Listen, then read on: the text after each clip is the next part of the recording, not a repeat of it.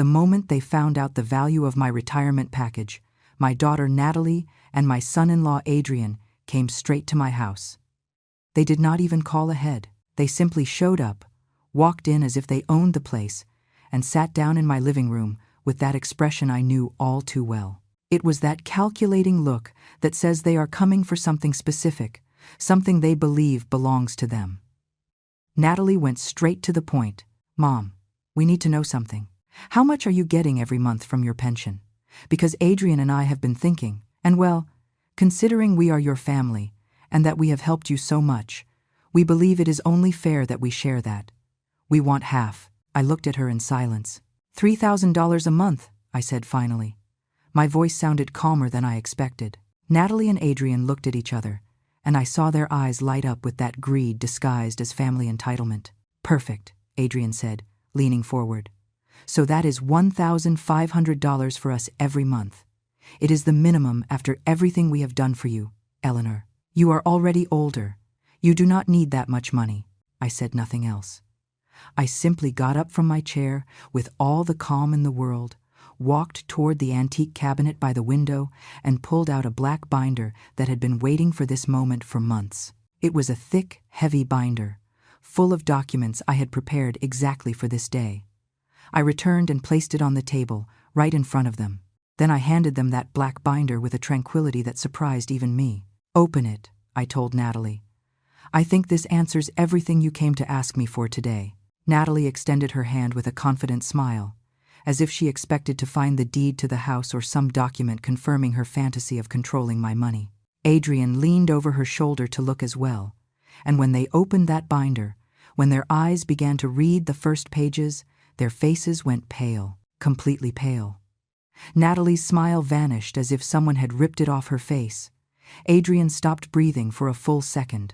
I watched as their hands started to tremble, while they turned page after page, reading every document, every piece of evidence, every record I had meticulously compiled. "What is this?" Natalie whispered, her voice breaking. "Mom, what is all this?" Adrian was turning the sheets faster and faster, as if he wanted to find one that did not say what all the others were saying. His eyes were wide as saucers, his face had lost all color, and I could see reality beginning to hit him like waves, getting stronger and stronger. Inside that folder were legal documents with official seals. There were records of every time they had asked me for money and never paid it back. There were exact dates, precise amounts, and conversations I had recorded with my lawyer's permission. There were text messages where they spoke about me as if I were just a source of income, a foolish old woman who did not realize anything. But there was something else, something that made Adrian drop the papers onto the table as if they burned his hands. "This cannot be legal," he said, his voice hoarse, almost desperate. "You cannot do this. You have no right to." I smiled then. It was a small smile, but loaded with the weight of the years I had spent enduring, staying silent, waiting for the right moment. "Oh, but I can, Adrian. And in fact, it is already done. Everything you see in that binder has already been presented to the proper authorities. It is already signed, sealed, and notarized." Natalie looked at me as if she did not recognize me, as if the woman sitting in front of her were a complete stranger. "But Mom, I am your daughter.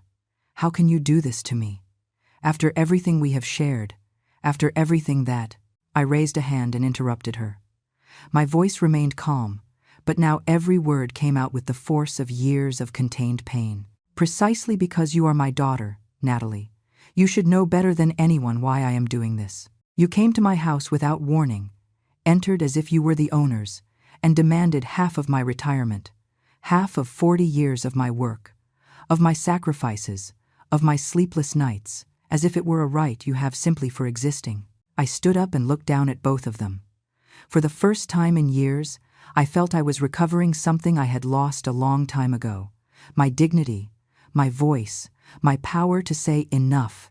That black binder contains the whole truth about who you really are and what you have done. And now you are going to live with the consequences of having treated a 70-year-old woman as if she were worth nothing more than the money you could tear from her. You are going to understand that a mother can love her daughter, but she can also defend herself when that daughter becomes her worst enemy.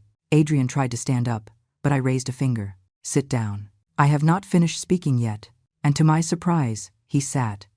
Because in that moment, both of them had just understood something fundamental. The little old lady they thought they could manipulate did not exist anymore. In her place was a woman who had learned to use the law, the truth, and her own intelligence as the most powerful weapons that exist.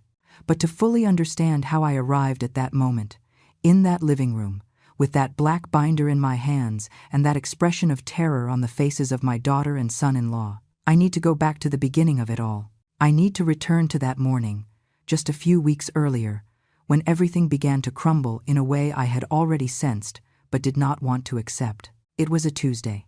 I remember it perfectly because Tuesdays have always been my days to deep clean the house, to put everything in order, to keep every corner of this home exactly as it should be. I woke up at 6 in the morning as I always do, made my coffee, and sat by the kitchen window to watch the sun begin to illuminate the streets of my neighborhood. There is something in those first moments of the day that has always given me peace.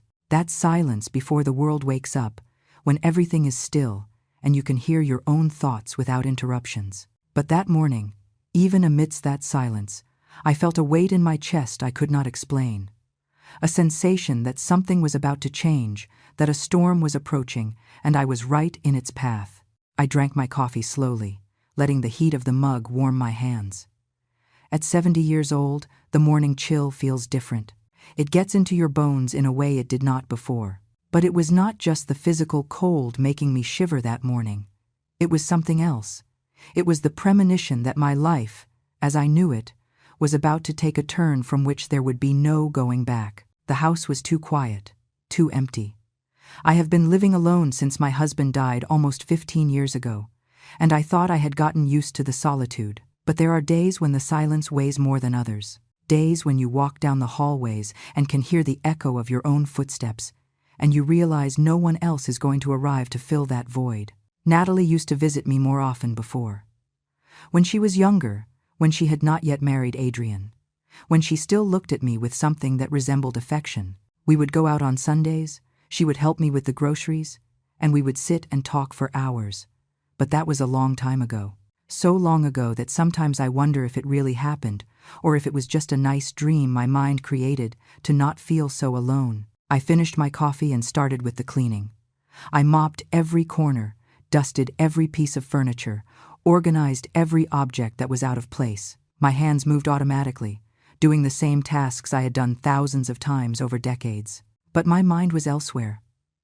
I was thinking about the phone call I had received 2 days earlier. It was from the bank. They informed me that my pension had finally been approved after years of paperwork, of endless red tape, of waiting that seemed to have no end. $3,000 monthly. After 40 years working as a nurse at the city hospital, after double shifts, after sleepless nights attending to patients, after sacrificing my health and my time to help others, I was finally going to receive what was rightfully mine. I should have been happy. I should have celebrated, but instead, I felt fear, because I knew, with that certainty that only years and experience provide, that as soon as Natalie found out about that amount, everything was going to change, and not for the better. I spent the rest of the morning trying to distract myself. I watered the plants in the small garden I have in the backyard. Those plants are the only thing that really gives me joy lately. I watch them grow, bloom, give life, and they remind me that there is still beauty in the world despite everything. Around noon, my neighbor Sarah came to visit me. Sarah is 65 years old and is the only person in this neighborhood who still takes the time to knock on my door just to see how I am. She sat with me in the kitchen while I prepared tea for both of us. "You look worried, Eleanor," she told me while holding her cup with both hands. "Did something happen?" I told her about the pension, about the money I was finally going to start receiving, and about the fear I felt that Natalie would find out. Sarah listened in silence, nodding from time to time. And when I finished speaking, she sighed deeply. "You are right to worry," she said finally. "I have seen how your daughter treats you when she comes around here. I have seen how she talks about you when she thinks no one is listening. Eleanor, you do not owe that girl anything. You have done enough for her. But she is my daughter, Sarah. She is my only daughter." Sarah shook her head. Being a mother does not mean letting them destroy you, Eleanor. Being a mother does not mean turning yourself into a bank they can withdraw money from whenever they want. It is time you set boundaries. Her words stayed with me for the rest of the day. Boundaries. Such a simple word, but so difficult to apply when it comes to your own blood. How do you set boundaries for someone you carried in your womb for 9 months? How do you say no to someone to whom you gave everything from the moment they were born? Evening fell slowly. I sat on the living room sofa, that same sofa where weeks later Natalie and Adrian would sit to demand what did not belong to them. I turned on the television, but paid no attention to what was broadcasting. My mind kept spinning, thinking, planning, fearing. I knew the moment would come soon. I knew my daughter well enough to know that as soon as she found out about the money, she would come. And she would come with demands, with justifications, with that ability she has to make me feel guilty for things that are not my responsibility. When the sun began to set, I got up and went to the cabinet by the window. I opened the bottom drawer and took out an empty binder. A black binder I had bought that same day at the stationery store on the corner. I held it in my hands for a long while, feeling its weight, its texture, its potential. And then I made a decision. If Natalie came for my money, if she came to demand what 40 years of my life had built, I would be prepared. I was not going to let myself be blindsided. I was not going to allow them to make me feel like I was in debt to them simply for being their mother. That night, I did not sleep well. I tossed and turned in bed for hours, listening to every sound in the house, feeling time advance inexorably toward that moment I knew had to come. And when I finally managed to sleep, I dreamed of that black binder. I dreamed it was full of papers, of truths, of justice. I did not have to wait long for my premonitions to come true. Just 3 days after that conversation with Sarah, just 3 days after that night, I decided to prepare for the inevitable. Natalie appeared at my house. But she did not come alone. She never comes alone lately. She always brings Adrian, as if she needs an accomplice to face her own mother. It was around 4 in the afternoon. I was in the kitchen preparing some soup when I heard the noise at the front door. They did not ring the doorbell. They did not knock. They simply walked in, using the copy of the key I had given Natalie years ago, when I still believed my daughter would come to visit me out of love and not convenience. "Mom!" Natalie shouted from the living room. "Are you here? We need to talk to you." The way she said it made me stop what I was doing. It was not a loving greeting. It was not the voice of a daughter coming to see how her mother is. It was the voice of someone coming on a mission, with a specific purpose, with an agenda already prepared. I walked out of the kitchen, drying my hands on my apron. Natalie was standing in the middle of my living room with her arms crossed, looking around as if she were evaluating every object, every piece of furniture, every detail of the decor. Adrian was next to her, with that arrogant posture he always has, as if the whole world owed him something. "Hello, Natalie," I said, trying to keep my voice steady. "I did not know you were coming today." She did not even look me in the eye when she responded. "We do not have to notify you every time we come. Mom, this is our house too. Well, it will be our house someday, right? So we can enter whenever we want." Her words hit me like stones. It will be our house someday. As if I were already dead. As if my life were just a temporary obstacle before they could take over everything I had built with my effort. Adrian moved toward the sofa and dropped onto it without any consideration, stretching out his legs and putting his dirty shoes on my coffee table. That wooden table I had polished and cared for over years. That table that was a gift from my late husband. "Take your feet off there," I told him firmly. "That table is not for resting shoes." He looked at me with a mocking smile, but did not move his feet. "Oh, Eleanor, do not be so delicate. It is just an old table. Besides, soon we are going to change all this old furniture for more modern things. Right, Natalie?" Natalie smiled and nodded as she sat next to him. "Yes, this house needs a complete renovation. This furniture is so outdated. But anyway, we can discuss that later." "Later than what?" I wanted to ask, but I held back. I knew they were going to tell me anyway. I knew they had come with a prepared speech, with rehearsed arguments, with a whole strategy to get what they wanted. I sat in the chair opposite them, keeping my back straight, my hands in my lap. I waited. Sometimes silence says more than 1,000 words, and I had learned over the years that letting people speak first gives you the advantage. Natalie cleared her throat. Mom, we found out something. We found out that your pension was finally approved. $3,000 a month, right? That is a lot of money for a single person. There it was. The real reason for the visit. They did not come to ask how I was. They did not come to see if I needed anything. They came for the money. It was always about the money. It is my pension, I said simply. After 40 years of work, it is what I am entitled to. Adrian leaned forward, his eyes shining with that poorly disguised greed. Of course it is what you are entitled to, Eleanor. No one is saying otherwise. But one must also be realistic. You already have everything you need. This house is paid for. Your expenses are minimal. You do not have great needs. Whereas we have many expenses. We have projects, we have plans, we have a whole life ahead of us. Natalie nodded enthusiastically. Exactly. Mom, Adrian and I have been thinking about starting a business, but we need initial capital. And considering we are your family, that we have always been here for you, we thought it would be fair for you to help us. You have always been here for me. I repeated her words slowly, letting each one fall into the air like drops of poison. When was the last time you came to see me without wanting something in return? When was the last time you called me just to ask how I was? Natalie frowned.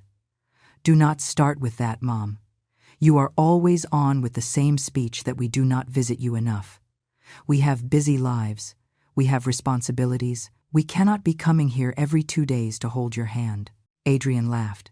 Besides, you are not that easy to deal with either, Eleanor. You are always complaining about something, always criticizing everything we do. Sometimes it is exhausting being here. His words hurt me more than I wanted to admit, but I did not let it show on my face. I kept my expression neutral, my eyes fixed on them, observing every gesture, every movement, every sign of what they truly were. So, Natalie continued, we have thought that what is fair is for you to give us $1,500 every month. It is half of your pension. With that, we can start our business, and you still keep $1,500 for your expenses. It is a perfect arrangement for everyone.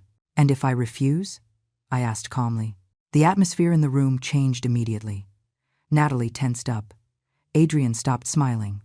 They looked at each other with an expression I could not fully interpret, but which put me on alert.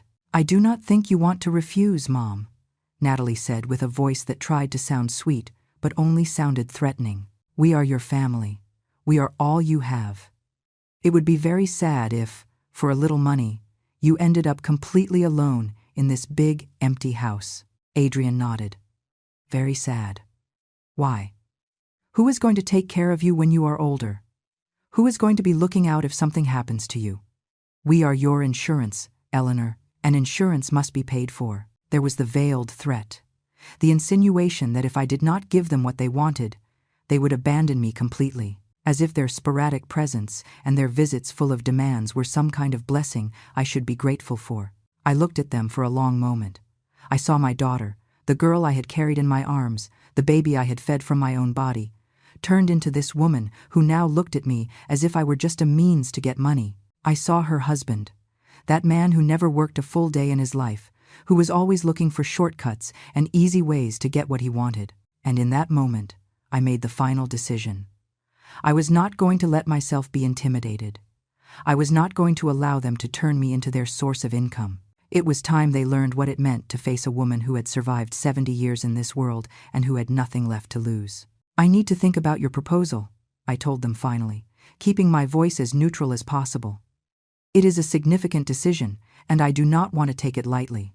Natalie smiled smugly, as if my answer were exactly what she expected to hear. Of course, Mom. Take your time. But not too much, huh? Because the business we want to start has a limited window of opportunity. If we wait too long, we will lose the moment. Adrian got up from the sofa and started walking around my living room as if he were the owner of the place. He stopped in front of the display cabinet where I keep the few valuable things I have: family photographs, some porcelain plates I inherited from my grandmother, a crystal figurine my husband gave me on our 20th anniversary. And this? He asked, pointing to the figurine. How much is something like this worth? It is not for sale, I replied firmly. Nothing in that cabinet is for sale. He laughed. Everything has a price, Eleanor. Everything. It is just a matter of finding the right number. Natalie got up and joined her husband in front of the cabinet. They started talking to each other in low voices, but loud enough for me to hear every word. It was intentional, of course. They wanted me to know exactly what they were thinking. When we sell this house, all this will have to go, Natalie said, examining the objects as if they were trash. Most are just old things without value. But maybe some pieces we can sell on the internet or at some antique shop. Adrian nodded. And this space could be perfect for an office or a game room if we decide to stay and live here instead of selling. Although honestly, this house is in a very old neighborhood. It would probably be better to sell and move to something more modern. Every word was like a blow. They were planning my future without me. They were deciding what to do with my house, with my things, with my life, as if I no longer existed, as if I were just a temporary obstacle on their path to what they considered rightfully theirs. And where exactly do you think I am going to live while you make all these plans? I asked with a voice I barely recognized as mine. It was cold, sharp, full of a contained rage I had been accumulating for years. Natalie turned toward me with a surprised expression, as if she had completely forgotten I was in the room. Oh, Mom, do not be dramatic. Obviously, this is for when you are no longer here. We are not talking about kicking you out on the street. When I am no longer here, I repeated. You mean when I am dead? You are planning my funeral while I am still sitting here in front of you? Adrian rolled his eyes. Do not get so sensitive, Eleanor. We are all going to die someday. It is just common sense to plan ahead. You are already 70 years old. It is not like you have that much time left. His words took my breath away for a moment. Not from shock, but from the absolute lack of humanity they demonstrated. This man was standing in my living room, surrounded by everything I had built with my life, telling me to my face that he was waiting for me to die so he could take over everything. Natalie walked over and sat on the arm of my chair, putting her hand on my shoulder in a gesture I suppose was meant to look affectionate, but only felt condescending. Mom, I understand this can be difficult to hear, but someone has to be practical here. You already lived your life. You already did everything you had to do. Now it is our turn, and the least you can do is help us get a good start. I pushed her hand off my shoulder.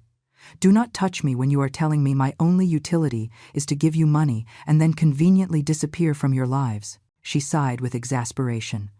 Always exaggerating everything. Mom, always playing the victim. No one is saying we do not love you. We are just being honest about the reality of the situation. Adrian returned to the sofa and sat down again, this time putting his feet even higher on my table. Look, Eleanor, let's be clear. You are going to give us those $1,500 every month, and we are all going to be happy. Or you can refuse, and then we will see how well you do when you are truly alone. Because believe me, without us, you have no one. Your friends in the neighborhood are as old as you. Your family is dead or lives far away. We are all you have left. Are you threatening me? I asked directly. Are you threatening a 70-year-old woman in her own house? Natalie laughed, but it was a forced, nervous laugh. Do not be ridiculous, Mom. No one is threatening you. We are just explaining how things are. You need us more than we need you. I stood up then, gathering all the dignity I had left. I think it is time for you to leave. I will let you know when I have made my decision regarding your proposal. Adrian did not move from the sofa. Take your time, but not too much. We have other options if you decide to be difficult. There are assisted living facilities that would be happy to accept you. Of course, you would have to sell this house to pay the monthly fee, but at least you would be taken care of. The threat was clear. Either I gave them what they wanted voluntarily, or they would find a way to declare me incompetent, to make me seem like a senile old woman who could not take care of herself, and thus take control of all my assets. Natalie stood up and stretched as if this whole conversation had exhausted her. Think about it well, Mom. Think about what is best for everyone. Do not be selfish. You do not want to end your last years completely alone, do you? They headed toward the door without waiting for my response. Before leaving, Natalie turned one last time. Oh, and Mom, it would be good if you started thinking about making a clear will too. We do not want legal problems later. It would be better if everything was well specified now, while you are still lucid. The door closed behind them with a loud slam that echoed through the whole house. I remained standing in the middle of the living room, trembling not from fear but from an indignation so deep I felt it burning inside. I walked slowly to the window and watched them get into their car, a new, luxury car they had evidently bought with money they did not have. I saw Adrian say something to Natalie, and both laughed before starting the engine and driving away. They did not want my well-being. They did not care if I was well or unwell. They only wanted my money. They only wanted my house. They only wanted to get rid of me in the most convenient way possible to keep everything I had built over 70 years of life. I sat back in my chair, this time letting the tears finally fall. I cried not out of sadness, but out of rage. I cried because my only daughter saw me as an obstacle. I cried because I had raised someone capable of looking me in the eye and telling me she was waiting for me to die. But after crying, after letting out all that pain, I wiped my tears and made a decision. If they wanted to play dirty, I could play even dirtier.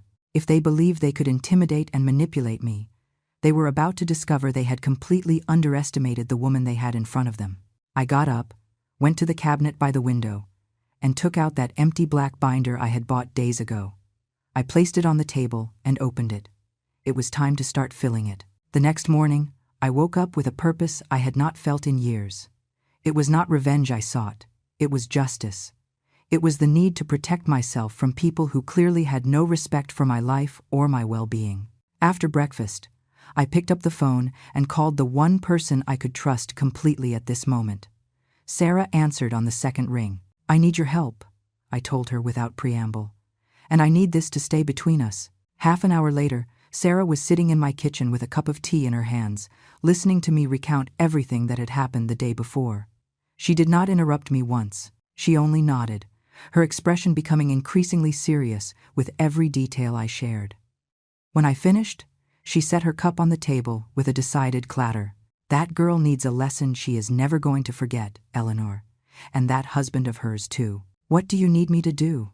"I need witnesses," I told her.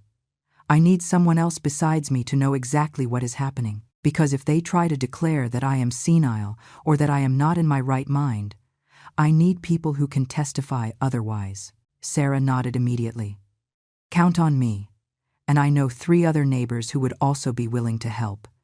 We have all seen how your daughter treats you. We have all heard the horrible things she says when she thinks no one hears her." That same afternoon, I called the law firm 2 blocks from my house.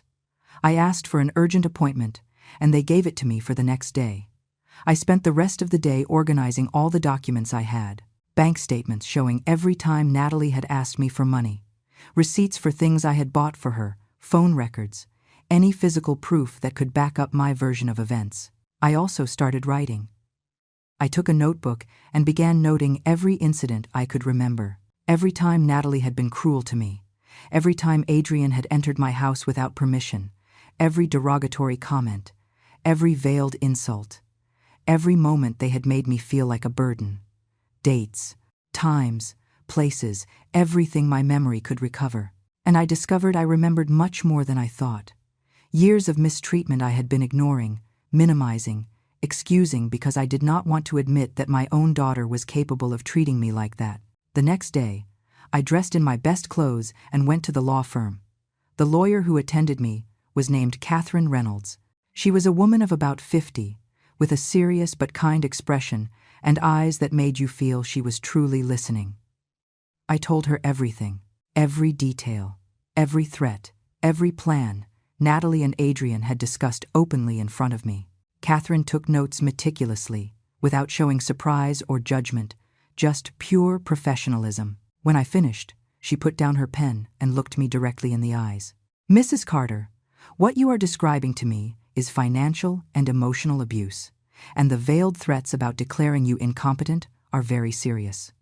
We need to act fast and smartly. What do you recommend?" I asked. Catherine opened her computer and began typing while she spoke. "First, we are going to prepare legal documents that clearly establish your mental capacity. We are going to do evaluations with doctors who certify that you are completely lucid and capable of making your own decisions. Second, we are going to document the entire history of abuse, every unpaid loan, every threat, every incident. Third, we are going to review your current will and make a new one that reflects your true wishes. And if they try to stop me? I asked. If they try to declare I am not in my right mind before we can do all that? She smiled, but it was a professional, calculating smile. That is why we are going to move fast, and that is why every step we take is going to be backed by witnesses, official documents, and flawless legal procedures.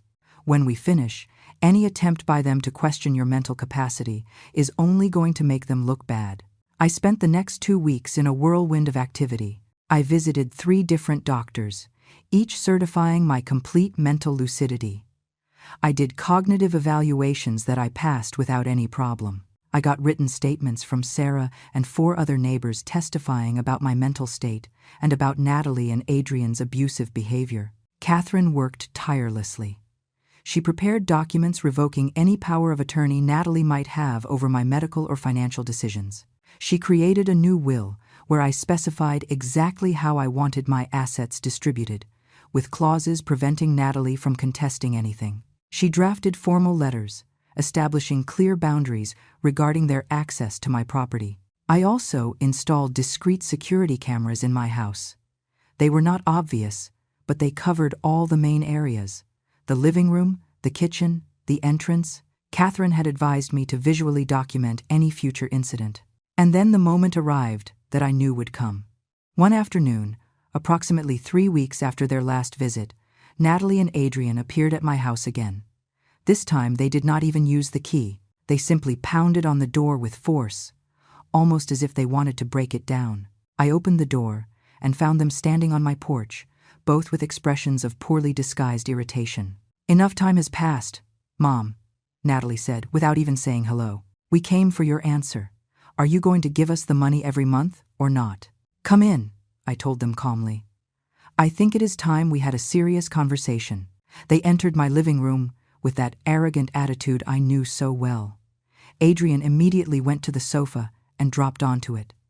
Natalie remained standing, looking at me with impatience. "So, what is your decision?" she asked, crossing her arms. I sat in my chair, aware that every word, every gesture, was being recorded by the cameras they did not know existed. I kept my voice calm, almost neutral. "I have been thinking a lot about your proposal," I began, "and I have reached some important conclusions." Natalie smiled, clearly believing she had won. "I knew you would come to your senses, Mom. I knew you would not want to end up alone." But I did not let her continue. "I have concluded that you have no right to my money, that your threats are unacceptable, and that your behavior toward me for years has been abusive and manipulative." The silence that followed was dense, heavy. Natalie looked at me as if she had not understood my words correctly. Adrian sat up on the sofa, his expression changing from relaxed to tense in a second. "What did you say?" Natalie asked, her voice dangerously low. I stood up and walked to the cabinet by the window. I took out the black binder, now thick with all the documents I had compiled over the last weeks. I held it in my hands, feeling its weight, feeling the power it represented. "I said you are not going to receive a dime of my pension," I repeated with a firm voice. "And not only that, you are going to stop entering my house whenever you want. You are going to give me back the key you have, and you are going to start treating me with the respect I deserve." Adrian jumped to his feet. "You cannot talk to us like that. You cannot kick us out. We are your family." I walked back to my spot and placed the black binder on the coffee table, right in front of them. I pushed it gently toward Natalie. "Open it," I told her. "I think this answers everything you came to ask me for today." Natalie looked at the black binder as if it were a poisonous snake. Her hands trembled slightly when she took it, and I could see her swallow before opening it. Adrian approached immediately, leaning over her shoulder to see the contents. The first page was a formal letter from my lawyer, Catherine Reynolds, addressed to both of them. It was written in flawless legal language, but the message was clear. It ceased immediately all permissions they had regarding my property, my finances, and my personal decisions. Natalie turned to the second page. It was a notarized document revoking any power of attorney she might have had over my bank accounts. Her eyes moved rapidly over the words, and I watched her face lose color with every line she read. "This has no validity," she said with a trembling voice. "You cannot do this without consulting us." "Oh, but I can," I replied calmly. "And it is already done. Everything was reviewed by lawyers, notarized, and legally registered. Every document in that binder is completely valid." Adrian snatched the binder from Natalie's hands and began flipping through the pages with abrupt, desperate movements. His face turned red when he reached the third section, a detailed record of all the loans they had asked me for over the last 5 years. Every amount, every date, every unfulfilled promise of repayment. There were 17 documented loans. From the $500 Natalie asked me for a supposed medical emergency that never existed, to the $3,000 Adrian urgently needed for a business that never materialized. In total, they added up to more than $23,000 they had never paid back. "This is private!" Adrian shouted, his voice choked. "You have no right to document this like this." "I have every right," I responded, "especially when you came to demand more money without having returned a cent of what I already lent you." Natalie kept turning pages, her breathing increasingly agitated. She reached the section of medical evaluations. 3 certificates from different doctors, all with recent dates, all confirming my complete mental capacity and absolute lucidity. "You went to 3 different doctors?" she asked incredulously. "All this for what? To prove you are sane? To ensure that when you tried to declare me incompetent, as you threatened to do, you would have no legal basis to do so," I explained. "Each of those doctors is willing to testify in court if necessary." Adrian dropped the binder on the table, as if it burned his hands. There were more pages behind, copies of text messages where they spoke about me in a derogatory way, recordings of conversations, all obtained legally, as Catherine had assured me, written and signed testimonies from my neighbors regarding the abusive behavior they had witnessed. And in the last section, the document that truly left them speechless. My new will. They had drafted it with extreme care, making it very clear that the house and all my assets would be donated to charities at the moment of my death. Natalie would receive a symbolic amount of $1,000. Nothing more. "You are disinheriting me," Natalie whispered, her eyes full of tears I did not know were from rage or genuine shock. "I am your daughter. I am your only daughter." "And you treated me like a bank," I responded without emotion in my voice. "You threatened to leave me alone if I did not give you money. You planned to declare me incompetent to take control of my assets. You entered my house and talked about selling it while I was still sitting here listening to you. What did you expect me to do?" Adrian started pacing from one side of the living room to the other, like a caged animal. "This is ridiculous. This is a total exaggeration. We only came to talk about a normal family arrangement. Many families do this. Children help parents. Parents help children." I stood up and looked him directly in the eye. "Helping is voluntary, Adrian. You did not come to ask for help. You came to demand, to threaten, to manipulate. There is a huge difference." Natalie closed the binder with a sharp slap. Her hands shook so much she could barely hold it. "You did this to hurt us, to punish us for asking for what belongs to us." "What belongs to you?" I repeated with disbelief. 40 years of my work belongs to you? My house that I paid for with my own effort belongs to you? My pension that I earned after decades of sacrifice belongs to you? "I am your daughter," Natalie screamed. "That should mean something. After everything we went through together, is this how you repay me?" I looked at her for a long moment. I saw the little girl who used to sit in my lap and ask me to read her stories.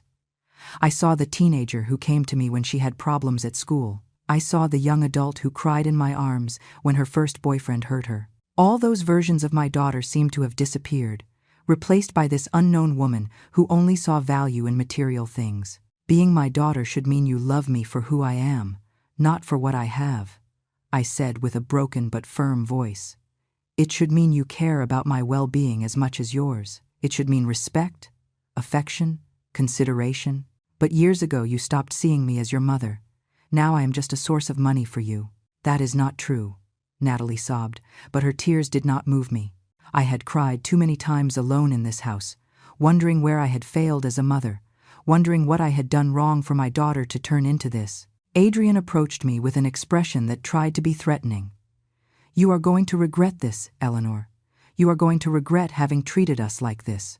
We are going to contest that will. We are going to prove someone manipulated you to do all this."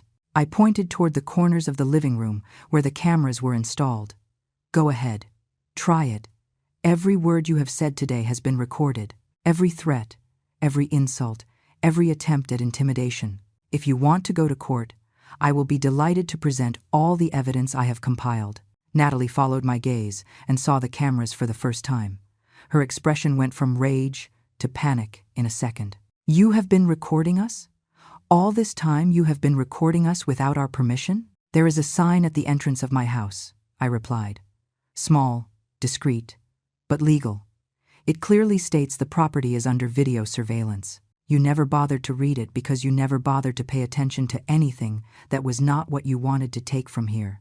The room fell silent, a heavy, dense silence, full of everything we had never said to each other for years. Natalie looked at the black binder as if it were physical evidence of the death of our relationship. Adrian looked at the cameras with an expression of defeat he tried to hide behind his anger. "I want you to leave now," I said finally. "And I want the key to my house before you cross that door." "We are not giving you anything," Adrian spat. "This is still the family house. We will enter whenever we want." I took a step toward the phone on the side table. "If you do not hand me that key right now, I am going to call the police, and I am going to show them this binder, and the video recordings, and the testimonies of my neighbors. Do you want to explain to the police why you are in my house refusing to leave after I have asked you to go?" Natalie searched in her purse with trembling hands. She took out the key and threw it on the table with such force that it bounced and fell to the floor. "Take your damn key. I do not need it. I do not need anything from you." I bent down slowly, picked up the key, and held it in my hand. I felt its weight, its familiar shape. It was a key I had made myself years ago, when I still believed my daughter would come to visit me out of love and not interest. "Now leave," I repeated, "and do not come back unless you are willing to treat me with the respect I deserve." Natalie stood in the middle of my living room, shaking with rage and something that looked like genuine disbelief. Her eyes went from me to the black binder and back to me, as if she could not fully process what had just happened. "You cannot do this to us," she said with a broken voice. "You cannot just kick us out of your life like this. We are your family. I am your blood. Blood does not give you the right to mistreat me," I responded, standing firm. "Blood does not give you the right to my money, to my house, to my life. For years I allowed you to treat me as if I were worth nothing. That ended today." Adrian tried one last tactic. His expression changed, softening artificially. "Look, Eleanor, I think we are all a little upset. Why don't we calm down and talk about this like adults? Maybe there were misunderstandings. Maybe things were said the wrong way." "There were no misunderstandings, Adrian," I said sharply. "You came to demand $1,500 monthly. You threatened to declare me incompetent if I refused. You planned to sell my house while I was still alive. Everything is documented. Everything is recorded. There is no way to reinterpret what you said." Natalie put her hands to her face, and for a moment I thought she was finally going to show some genuine remorse. But when she spoke, her words destroyed any hope I might have had. "This is your fault," she said, pointing at me with an accusing finger. "You made us like this, always so stingy with your money, always complaining about everything, always making us feel guilty for asking for help. What did you expect, that we would continue treating you like a queen when you never gave us anything?" I looked at her with a mixture of pain and astonishment. "I never gave you anything? I raised you alone after your father died. I worked double shifts at the hospital to pay for your education. I bought you your first car. I paid for your wedding. I lent you money every time you asked without caring if I needed it myself. And you say I never gave you anything? That was your obligation," Natalie screamed. "You were my mother. You were supposed to do those things. You cannot throw it in my face now as if it were some special favor you did me." Her words hit me like punches. Each one was more painful than the last, because they revealed a truth I had been avoiding for years. My daughter truly believed I owed her everything, and she owed me nothing. "You are right," I said finally with a calm that surprised myself. "It was my obligation to raise you, educate you, give you what you needed when you were a child. But you stopped being a child over 20 years ago, Natalie. And at some point, obligations turn into reciprocity, into mutual respect, into love that goes in both directions. But you only learn to take. You never learn to give. Adrian approached Natalie and put his hand on her shoulder. Come on, babe. It is not worth continuing to talk to her. She already made clear what she thinks of us. They headed toward the door. But before leaving, Natalie turned one last time. Her eyes were red, her face distorted by a mix of emotions I could not fully decipher. You are going to regret this, Mom. When you are old and sick and have no one, you are going to remember this moment, and you are going to regret having chosen money over your own daughter. It is not the money I chose, Natalie, I responded with a calm voice. It is dignity. It is self-respect. It is the refusal to continue being treated as something less than a human being. If that means being alone, I prefer solitude to your toxic company. The door closed behind them with a slam that made the walls shake. I remained standing in the middle of my living room, listening to the sound of their car driving away down the street. And then, only then, did I allow my legs to stop supporting me. I let myself fall into my chair, trembling not from fear, but from the release of years of held tension. Sarah appeared at my back door minutes later. She had been waiting in her house, ready to come if I needed her. She found me sitting in the growing darkness of the afternoon, tears running silently down my cheeks. Did you do it? She asked softly. I did it, I replied. I showed them everything. I gave them the chance to see exactly what they have been all these years. Sarah sat next to me and took my hand. And how do you feel? Free, I said after a moment of reflection. For the first time in years, I feel free. But freedom has a price. And I was about to discover exactly how high that price was. Because Natalie and Adrian were not going to give up so easily. They were not going to accept defeat without trying to destroy me in the process. During the following days, my phone did not stop ringing. They were unknown numbers, calls I did not answer. They left voicemails, some from Natalie crying, others from Adrian threatening, others from people claiming to be lawyers but clearly were not. Sarah and the other neighbors took turns visiting me, making sure I was never completely alone. I installed new locks on all the doors. I reinforced the house security. I kept my cell phone always charged and with the emergency number on speed dial. A week after the confrontation, I received a certified letter. It was from a different law firm than mine. Natalie and Adrian were suing me. They alleged that I was mentally incompetent, that I had been manipulated by third parties to change my will, that I owed them money for care they had supposedly provided me for years. I took the letter immediately to Catherine. She read it with an impassive expression, making notes in her notebook. This is exactly what we expected, she said finally, and we are completely prepared to face it.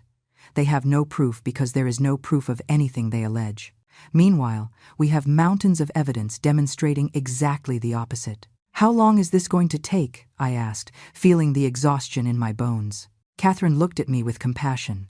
It can take months, maybe more. But Eleanor, I need you to understand something important. You already won. The moment you decided to defend yourself, the moment you said enough, you already won. Everything else is just paperwork. But paperwork was not the only thing I had to face.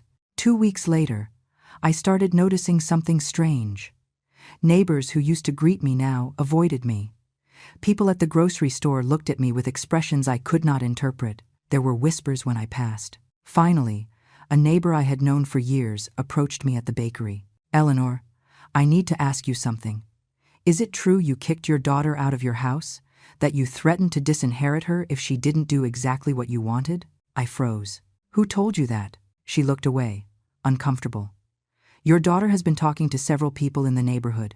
She says you have become cruel and controlling, that you emotionally mistreated her for years, and that now you are using your money to manipulate her. There it was, the smear campaign. Natalie was going around the neighborhood, telling her version of the story, painting herself as the victim and me as the villain. And some people were believing her. And what do you believe?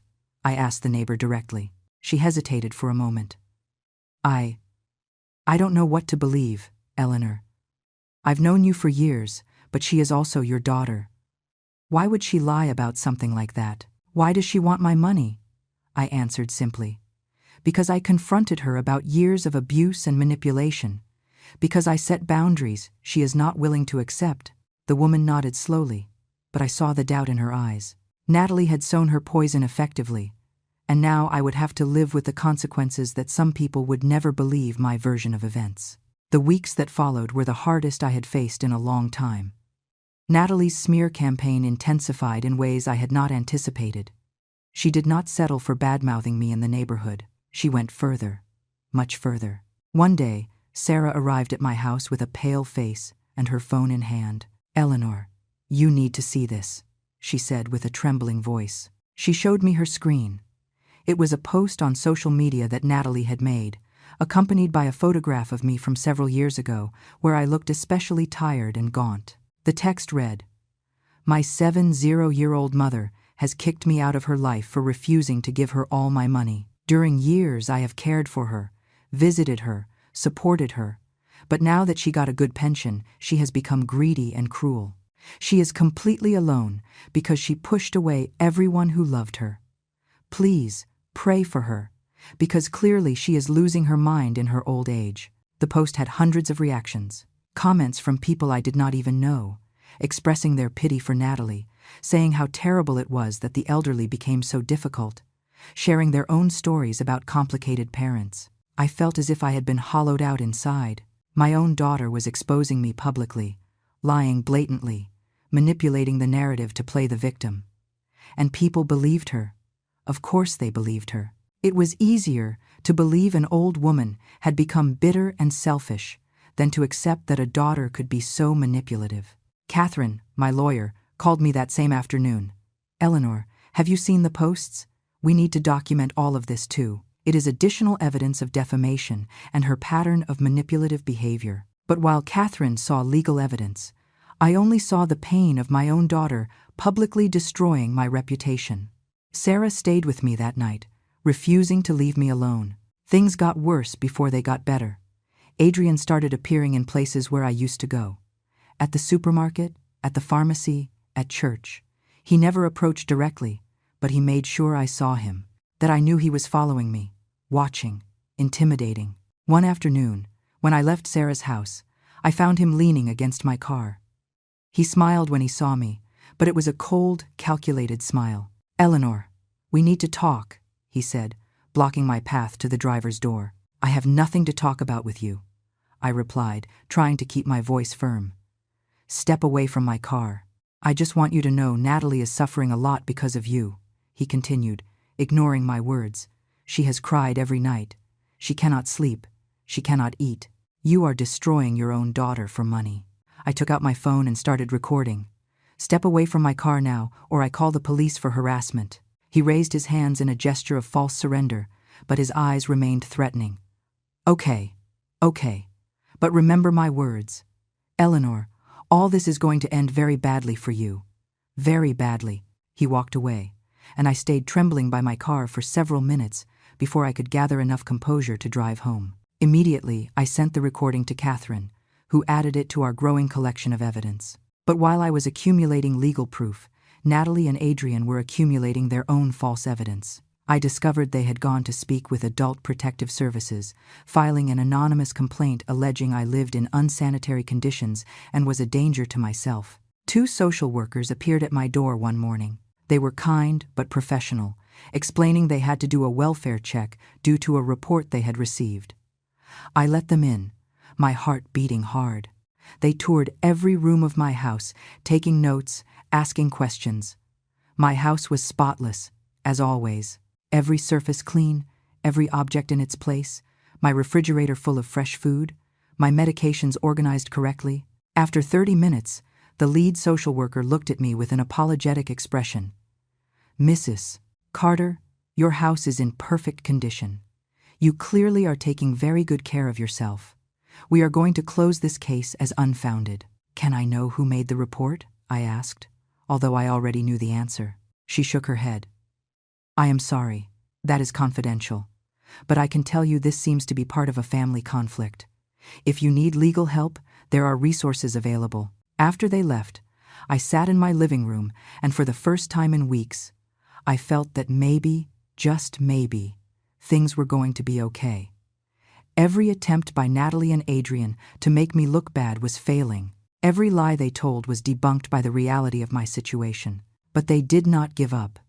The next tactic was even more desperate. Natalie began calling acquaintances of mine from the hospital where I had worked, people I had not seen in years, telling them I was sick, that I needed help, that I was rejecting medical treatment out of pride. Several of my former colleagues called me worried. "Eleanor, Natalie called us, saying you are in very poor health, but that you refuse to accept help. Is it true? Do you need anything?" I had to explain again and again that I was perfectly fine, that Natalie was lying, that there was a family conflict she was escalating in increasingly disturbing ways. Some believed me immediately. Others remained doubtful, clearly confused about who to believe. 1 month after the initial confrontation, I received an official subpoena. Natalie and Adrian's lawsuit was proceeding to trial. Catherine and I prepared meticulously.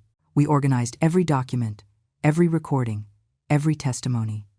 We had a solid, irrefutable case. But the night before the first hearing, my phone rang.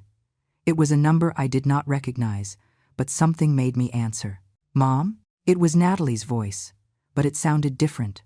Broken, vulnerable, like the girl she had been decades ago. "Mom, please, we can fix this. It does not have to go to court. We can talk, we can negotiate something." "There is nothing to negotiate, Natalie," I said, keeping my voice firm despite the pain I felt.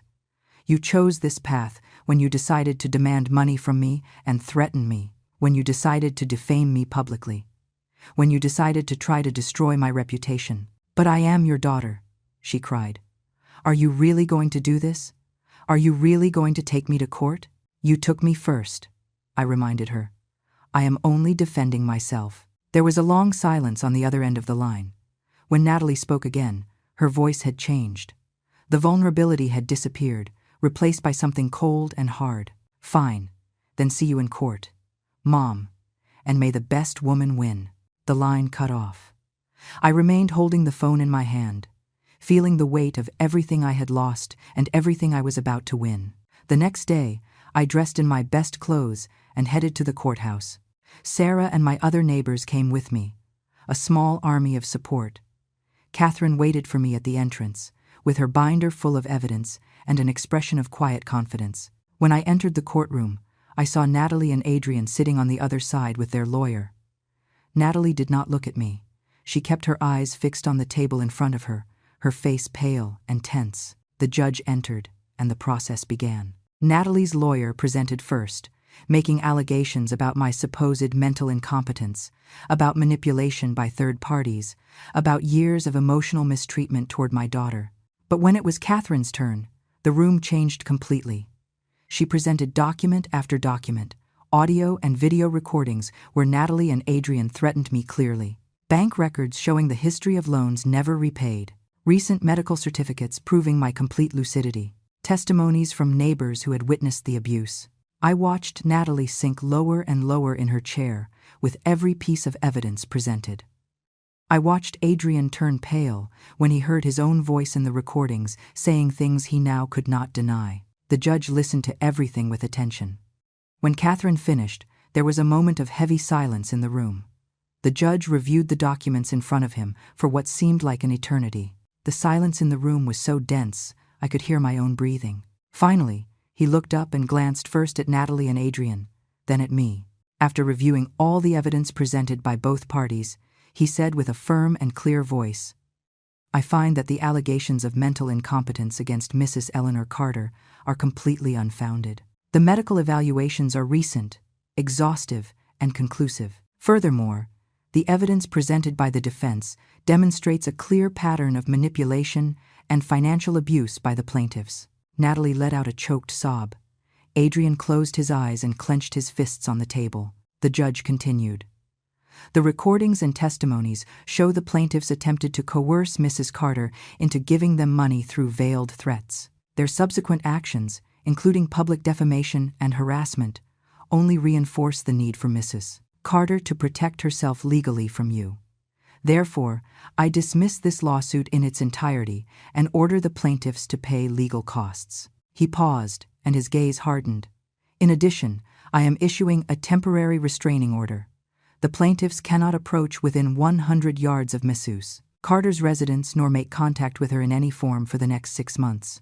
Any violation of this order will result in criminal charges. Natalie stood up abruptly. This is not fair. She is my mother. You cannot forbid me from seeing my own mother. The judge looked at her sternly. You forbade yourself a healthy relationship with your mother when you decided to view her only as a source of income. This order is to protect Mrs. Carter from further harassment and manipulation. If in the future you wish to restore a relationship, you will have to demonstrate a genuine change in your behavior. Case closed. The bang of his gavel resonated in the room like thunder. Catherine squeezed my hand and smiled. Sarah, who was sitting behind me, put a hand on my shoulder. I had won. Not just legally, but in the recovery of my dignity and my right to live in peace. We left the courthouse, and I watched Natalie and Adrian walking away toward their car. Natalie turned once to look at me, and in her eyes I saw something that surprised me. It was not rage or hate, but fear. For the first time, I think she understood the real consequences of her actions. The months that followed were revealing. Through Sarah and other neighbors, I found out how Natalie and Adrian were doing after the court order. Without access to me or my money, their situation began to deteriorate rapidly. The business they were supposedly going to start never materialized because it had never been more than an excuse to get money. Adrian lost his job after his employer discovered he had been missing work constantly. Natalie tried to get loans at several banks, but her credit history was so bad everyone rejected her. They had to move from their relatively luxurious apartment to a much smaller one in a less nice neighborhood. The new car they showed off so much was repossessed for missed payments. Natalie's posts on social media, which previously showed an apparently perfect life, became increasingly scarce until they disappeared completely. I heard Adrian finally had to accept a job in construction, something he had always considered beneath him. Natalie started working at a supermarket as a cashier. They were honest jobs, dignified jobs. But for them, they represented a huge fall from the life they had imagined living with my money. 6 months after the trial, the restraining order expired. I expected maybe to receive a call, a message, some attempt at contact. But nothing came. Weeks passed, then more months, and I still knew nothing of them. A year after all that, I was at the grocery store doing my shopping when I saw her. Natalie was at one of the registers, wearing the store uniform, scanning products with mechanical movements. She looked tired, with deep circles under her eyes, and her hair less cared for than she used to wear it. Our eyes met for a second. I saw something cross her face, a mix of shame, pain, and something that might have been regret, but immediately she looked away and kept working. I got in line at another register. It was not cruelty, but self-protection. I was not ready for that encounter, and clearly neither was she. Meanwhile, my life had taken a completely different course. With the peace of mind that came after setting firm boundaries, I began to truly enjoy my retirement. I joined a group of volunteers at the hospital where I had worked, helping organize activities for long-term patients. Sarah and I started traveling together, small trips to nearby cities, visiting places we had always wanted to see but never had time for.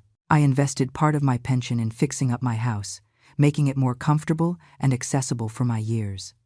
I also met other women in situations similar to mine. We formed a small support group. We met every 2 weeks to drink coffee and share our experiences.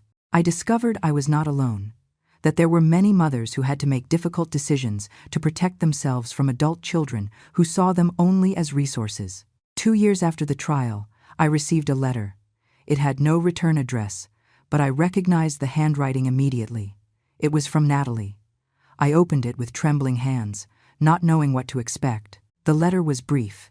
It did not ask for forgiveness directly, nor try to justify what she had done. It simply said, "Mom, I am starting to understand many things I did not understand before. Hard work has taught me lessons I never learned when things came easy. I do not ask you to forgive me now. I just want you to know that I finally see what I did not want to see. I hope you are well. I hope you are happy. Natalie." I put the letter in a drawer. I did not reply. Maybe someday I would, or maybe not. But the fact that she was finally understanding something, even if late, gave me a small measure of peace. Life continued. My house remained my sanctuary. The plants in my garden continued to bloom. Sarah and my other friends continued visiting me regularly. My pension allowed me to live with dignity and comfort, help causes that mattered to me, and enjoy the years I had left without the constant anxiety of being exploited. Did I miss my daughter? Of course. I missed the little girl she had been, the young woman she could have been if she had made different choices. But I did not miss the abuse. I did not miss the threats. I did not miss living in constant fear that they would come to demand more than I could give. One afternoon, sitting on my porch watching the sunset, Sarah sat next to me with 2 cups of hot tea. "Do you ever regret what you did?" she asked softly. I thought about it for a long moment before answering. I regret that it was necessary. I regret that my daughter and I reached that point. But I do not regret defending myself. I do not regret having chosen my dignity over her manipulation. Sarah nodded. "You did the right thing, Eleanor. You gave them the chance to change when you handed them that black binder. They chose to fight instead of reflect. That was their decision, not yours." She was right. I had given them a chance to see the truth, to confront their own behavior, to choose a different path. They chose denial and attack.